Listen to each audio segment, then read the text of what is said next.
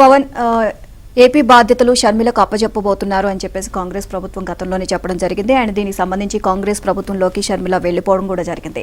And దీనికి సంబంధించి overall గా చూసినట్లయితే ఎవరైతే జగన్ ను ఎదుర్కొనే సత్తా షర్మిలకు మాత్రమే ఉంది అని చెప్పేసి కాంగ్రెస్ భావిస్తోంది.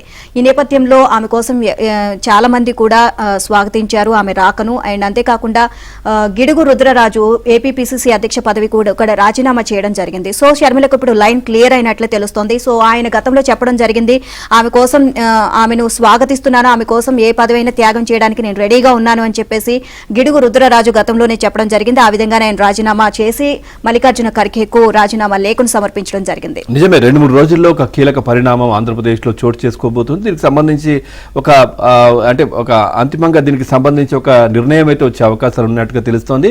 ఏపీ పిసిసి అధ్యక్ష పదవికి గిడుగు రుద్రరాజు రాజీనామా చేశారు.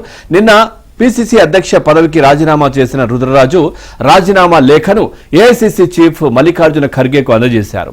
తన రాజీనామాకు కారణాలను మాత్రం ఆయన వెల్లడించలేదు. పార్టీలోకి షర్మిల రాకను స్వాగతించిన గిడుగు అవసరమైతే ఆమె కోసం పదవి వదులుకుంటారని చెప్పారు.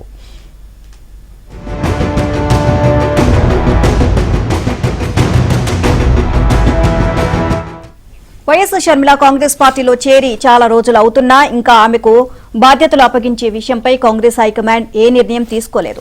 1-2 రోజుల్లో ఏపీ పిసిసి అధ్యక్షురాలిగా వైఎస్ షర్మిల పేరును కాంగ్రెస్ అధిష్టానం ప్రకటించే అవకాశం ఉంది. మొన్న మణిపూర్లో పిసిసి అధ్యక్ష పదవిపై షర్మిలకు ఖర్గే స్పష్టత ఇచ్చినట్లు తెలుస్తోంది. ఈ నేపథ్యంలో హైకమాండ్ ఆదేశం మేరకు పిసిసి అధ్యక్ష పదవికి గిడుగు రుద్రరాజు రాజీనామా చేశారు.